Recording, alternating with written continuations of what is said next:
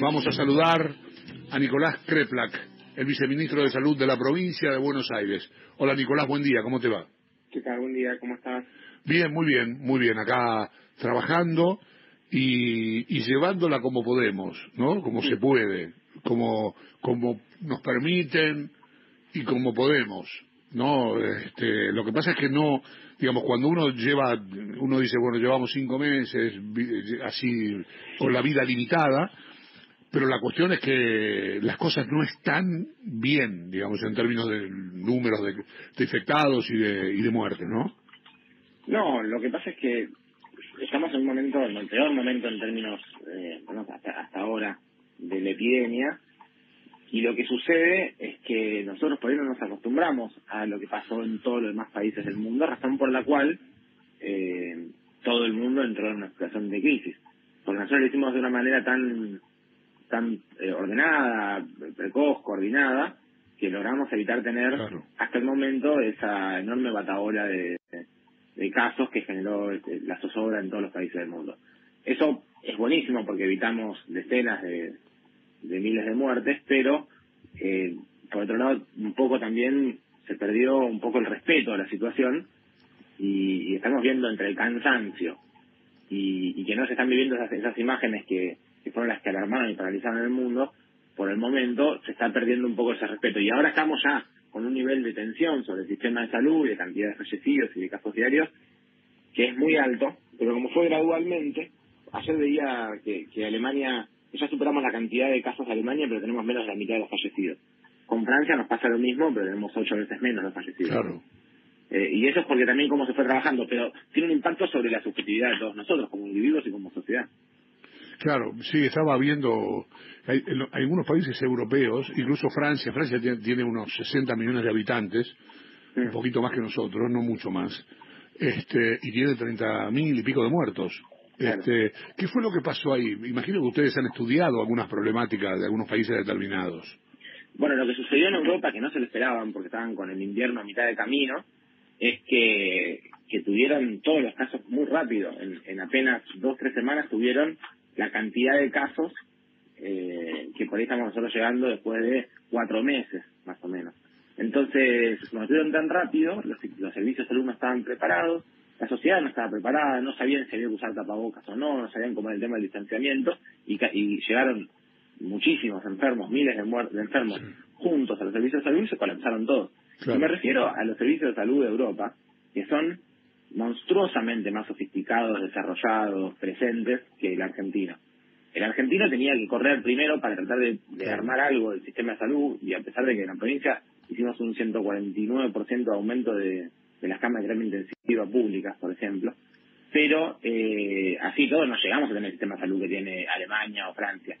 Pero hemos logrado prepararnos mucho, capacitar mucho al equipo de salud, y que los casos, si bien son muchísimos los que tenemos cada día, los fuimos administrando de tal manera que se redujo muchísimo la letalidad. Pero tiene un tope, cuando se nos acaba la capacidad de respuesta del sistema de salud, esto va a cambiar. La provincia de Buenos Aires es muy grande. A veces, digo siempre lo mismo, no es lo mismo la problemática que tiene Quilmes o Berazategui que la problemática que tiene, no sé, Pigüé o Puan. Es decir, hay cosas distintas, son problemáticas diferentes, pero resulta que son de la misma provincia. ¿Cómo se trabaja en un lado y en otro? Digamos, supongo que la situación de Pigüé y Puan, por nombrar 2 lugares del interior de la provincia, son más aliviadas que en el conurbano, que se vive con una densidad de población mucho mayor. ¿Cómo están las cosas, sobre todo en el primer y segundo cordón? Sí, en el primer y segundo, en los 3 cordones del conurbano están creciendo mucho, está creciendo mucho en el segundo en este momento. El primero está alto pero estable. Mientras más uno se acerca a la ciudad de Buenos Aires, que tiene más cantidad de casos cada 100.000 habitantes, prácticamente duplica el primer cordón y después va bajando un 30 y pico % por cordones. Y eso hace que uno tenga mucha población la que está en estos territorios, la capacidad del sistema de salud no es tan grande, se fortaleció muchísimo y estamos trabajando en apagar todos los focos, pero hoy en este momento estamos con un aumento de la demanda, de las llamadas de alerta al sistema de salud, de cantidad de casos que encontramos en los operativos territoriales que estamos haciendo decenas todos los días en todos los distritos, Y eso que cada día encontramos más casos positivos, más de ellos se internan a terapia. La situación está en estas condiciones. Los hospitales de primer nivel, de primer cordón de conurbano, con una muy alta tasa de ocupación. En el segundo ya se están ocupando mucho, y a medida que uno se va alejando un poco, afloja, pero estamos gestionando nosotros también mucho las camas para ir derivando de los centros más ocupados a centros menos ocupados. Pero ya se está poniendo complicado en todo el AMBA, ¿no? Nicolás, a ver, sé que fue la obsesión y la preocupación inicial del gobierno, incluso del gobierno nacional, no solamente del provincial, el tema de la ocupación de las camas de terapia intensiva, intermedia y de las salas comunes. Si pudiéramos hablar de porcentajes hoy de ocupación de camas, sobre todo en terapia intensiva, ¿cómo estamos en la provincia de Buenos Aires? En el GBA, en el segmento intensivo de adultos, que es el más tenso, estamos en arriba del 64%, cerca del 65% en el GBA. Ahí estamos hablando de muchas camas de terapia intensiva, casi 3.000 camas, y están en un porcentaje muy alto. El 60 y pico por ciento, 70% casi de los internados en terapia intensiva es por COVID, porque hay otras cosas que también aumentaron un poco, como por aumentar la actividad, aumentaron los accidentes de tránsito, entonces hay otras causas, pero claramente lo más importante que uno ve en las guardias, en las terapias intensivas, hoy es el COVID, contra todas las demás cosas juntas. Saluda. Nicolás, buen día. Lucía Isikov te saluda. ¿Qué tal? Buen día.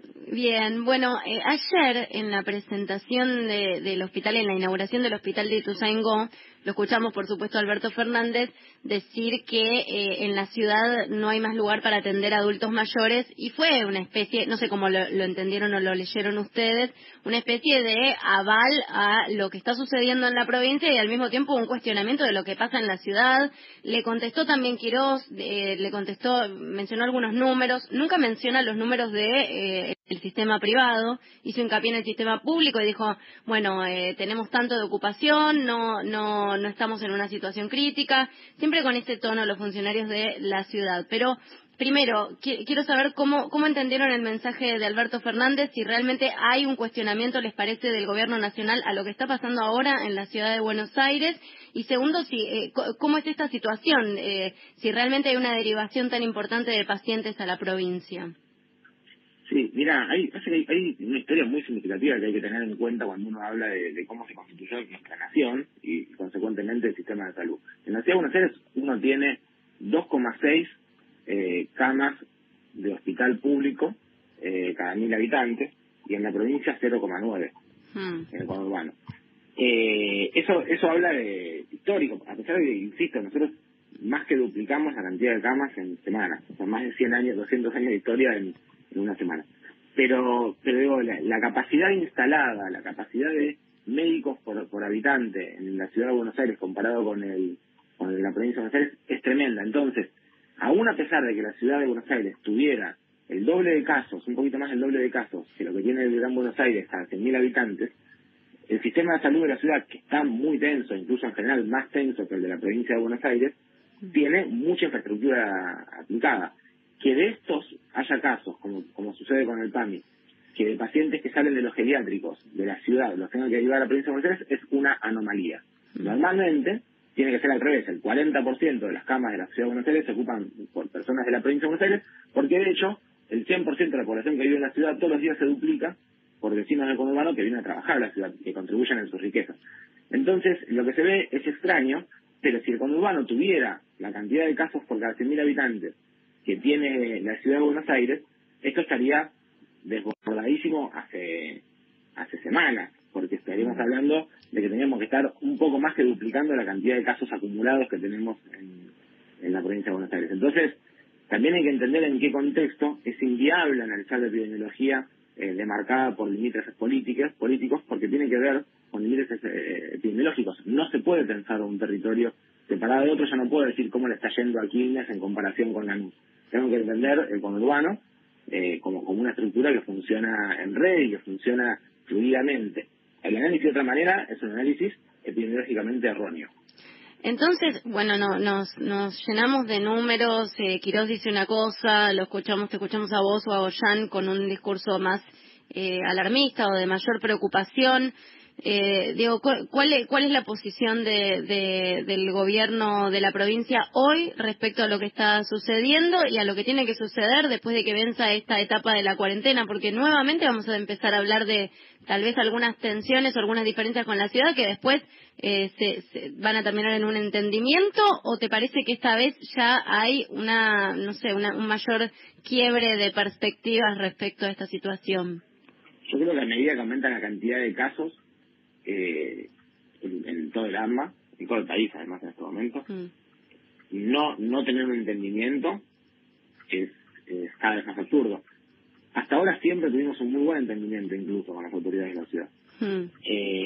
Cada vez que nos juntamos a analizar y discutir la situación, las diferencias son valorables, digamos, son análisis con alguna diferencia, pero las conclusiones suelen ser más o menos las mismas que llega en conjunto a esos puntos. Eso no es un tema que me preocupa mucho. A mí lo que me preocupa mucho es cómo se construye después la gestión de eso, cómo todos los días le decimos a la sociedad, si nosotros no le estamos avisando a la sociedad que esto es grave, ¿con qué sentido le estamos prohibiendo que hagan encuentros sociales o que abran todos los negocios o que se realicen prácticas deportivas? O decimos una cosa o decimos otra.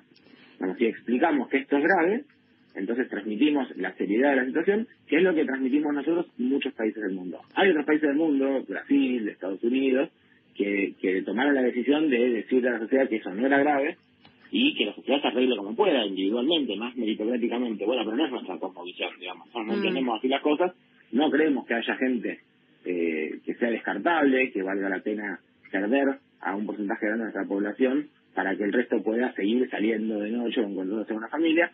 Creemos que si todos ponemos un poquitito de nuestra vida para solucionar esto, evitamos que algunos otros pongan mucho de su vida, toda su vida, en juego. Entonces, me parece que se va a seguir avanzando, espero yo, hasta que bajen los casos, y que tenemos que lograr que bajen.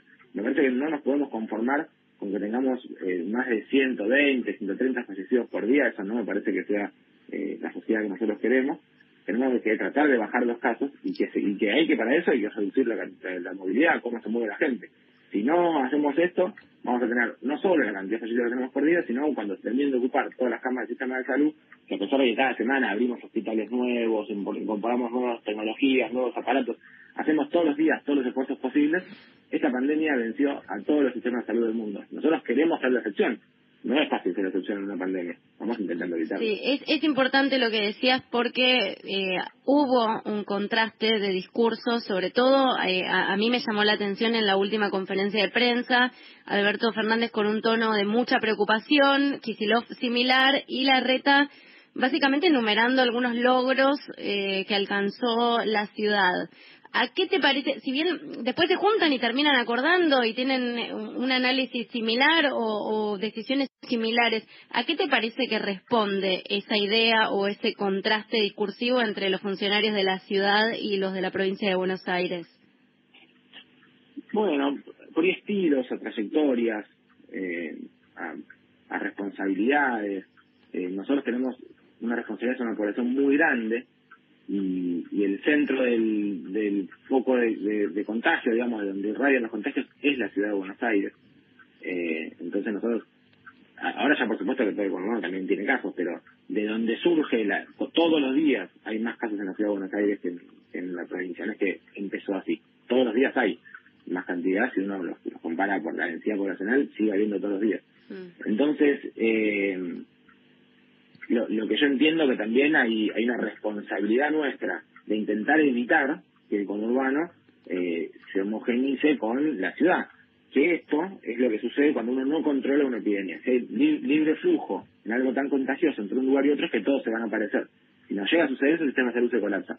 Me parece que ahí está la gran responsabilidad que tenemos nosotros, es evitar que algo suceda, y por eso tenemos que advertir a la gente que no es lo mismo si decide quedarse en su casa, si decide salir, si decide acatar las normas de distanciamiento y de cuidados personales y colectivos, que si no los hace. Si no transmitimos ese mensaje, no importa la cantidad de respiradores que compremos o de hospitales que abramos, no vamos a alcanzar. Estamos hablando con el viceministro de Salud de la provincia de Buenos Aires, Nicolás Kreplak. Nicolás, te va a hacer una pregunta a mi compañera Claudia Villapun. ¿Qué tal, Nicolás? ¿Cómo estás? Buen día. Te quería consultar porque vos hace unos días habías declarado que este era el peor momento para el retorno de la actividad futbolística, ¿no? Para el retorno a los entrenamientos, tanto en Argentina como en el resto de Sudamérica, algo que ya en muchos países se dio. Bueno, esto hasta el lunes, que se confirmó esta reunión que venía postergada y que se habilitó entonces el tema de los entrenamientos. ¿Qué pensás al respecto de este permiso que le dio el Ejecutivo al regreso a los entrenamientos, teniendo en cuenta que la mayoría de los clubes de la Liga Profesional que van a arrancar el lunes están en la zona de AMBA? Bueno, yo primero soy muy respetuoso de las definiciones que no son de mi jurisdicción, y mi opinión tiene que ver no con la responsabilidad de funcionarios, sino con una opinión de especialista, digamos, ¿no? Sí. Yo tengo la sensación de que si nosotros no transmitimos, ya lo dije un par de veces, si no transmitimos a la sociedad la idea de que tenemos que cuidarnos más, que hay que reducir, no seguir igual, sino reducir los contagios que tenemos por día, este partido no lo vamos a ganar. Hay cosas que son evitables, y yo creo que todo lo que si nosotros estamos pidiendo a tanta gente, a tantas familias, a tantas personas que se queden en su casa, que llevan meses en su casa, que no salen más que ocasionalmente a hacer alguna compra para subsistencia, estamos pidiéndole eso a gran parte de nuestra provincia, de nuestro país. Me parece que las actividades que se pueden evitar se deberían evitar. Eso es lo que yo pienso. Cada una de las actividades individualmente, si uno en teoría, si uno en los libros, en un papel, define los protocolos y cómo se ven con cuidado, tendrían un riesgo bajo, cada actividad, cualquiera de ellas. Pero si esas actividades en verdad se producen en la vida real, con personas que no el 100% del tiempo hacen lo que tienen que hacer, y que generan movimiento, actividades, cada una de las actividades que hagamos suma al movimiento y a la capacidad de contagio. Yo soy de los que piensa que mientras más evitemos que esto suceda, mejor va a ser para la epidemia. Sí, Pero soy también uno de los que está continuamente gestionando el sistema de salud y diciendo, esto no es un chiste, se está ocupando el sistema de salud. Después hay otros que opinan que tienen esa responsabilidad. A mí me parece que no vale lo mismo. Podrían llamar ustedes y hablar con los directores de los hospitales y preguntarle al director de un hospital, de cualquier hospital de la ciudad de Buenos Aires, del conurbano bonaerense, cómo está la situación. Y te van a decir, todos los días vemos cada vez más personas en la guardia, estamos saturados, estamos estresados, estamos haciendo turnos largos de trabajo, estamos teniendo más cantidad de camas que actualmente atendemos para lograr sobrellevar esto. Pero como en Europa dejó de pasar, porque cuando empezó a pasar en Europa, acá la gente aplaudía a los equipos de salud de la noche, y la gente se metía en su casa y casi no había virus. Hoy que está lleno de virus, pero en Europa ya pasó la epidemia, la gente quiere volver a jugar al fútbol, a salir, a encontrarse como se veía ayer anoche. Nicolás, es una vieja cabeza.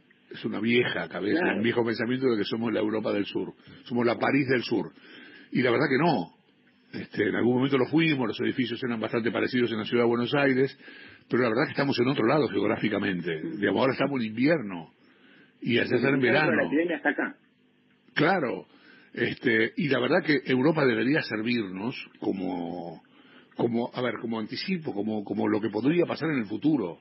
Para eso deberíamos tomar a Europa. Por ejemplo, hubo muchísimas muertes en Italia, en Francia ya hablamos, en España, en Estados Unidos, en otros lugares de distintos registros climáticos. Ya hubo un problema serio. Ahora aquel problema lo tenemos acá. Claudia, perdóname. No, entonces, te quería consultar porque además una de las particularidades que se dan con el regreso a los entrenamientos, por ejemplo, es a todo lo que tiene la zona pegadita a la capital federal son los clubes que se van a estar trasladando, como por ejemplo se habla de River y Boca, que van a entrenar en Ezeiza, se van a estar trasladando de capital a provincia de Buenos Aires. ¿Sabés si hay algún tipo de protocolo particular, algún permiso que tienen que manejar los clubes, aquellos que son de capital federal, que están acá, que tienen dirección en capital, pero tienen centros de entrenamiento que están en la provincia de Buenos Aires?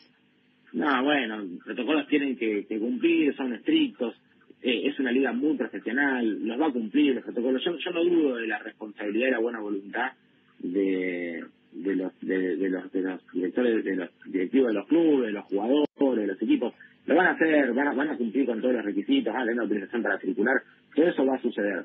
A mí me parece que es importante que nosotros pongamos de vuelta con mucha relevancia en el discurso. Si uno ve ahora lo que está pasando ayer con récord de casos, prácticamente no aparece en ningún diario, y la no aparición en los diarios tiene que ver también con naturalizar una situación. Y yo creo que esto de la nueva normalidad, que hablan en Europa, insisto de vuelta con lo mismo, es porque ya pasaron por el pico. Cuando estaban en el pico, estaban encerrados en sus casas.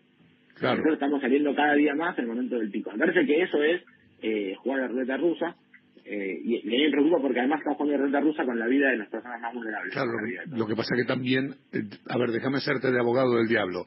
También es real que nosotros tuvimos en cuarentena un largo lapso porque acá había que reforzar el sistema de salud, cosa que por ahí en algunos países desarrollados como Alemania, por ejemplo, no ocurrió. ¿Digo bien?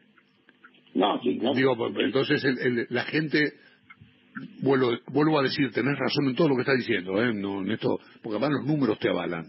De lo que estoy hablando es de que hubo un largo lapso de la gente encerrada, haciendo la cuarentena como correspondía, pero para que las autoridades reforzaran el sistema de salud. Entonces, la gente, ese lapso te lo cuenta como que, mira, la cuarentena ya la hicimos, ya está.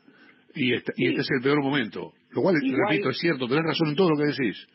Igual también es importante, nosotros hacemos un seguimiento de medios en todo el mundo de lo que sucede, para ir viendo qué está pasando, porque a veces se muestra una plaza o un bar en una parte de Londres como volvió la actividad nocturna en Londres. En verdad, no es eso lo que sucedió. No, tal cual. Y en la mayor parte del mundo todavía siguen restricciones. Aún a pesar de que la cantidad de casos que tienen es mucho menor.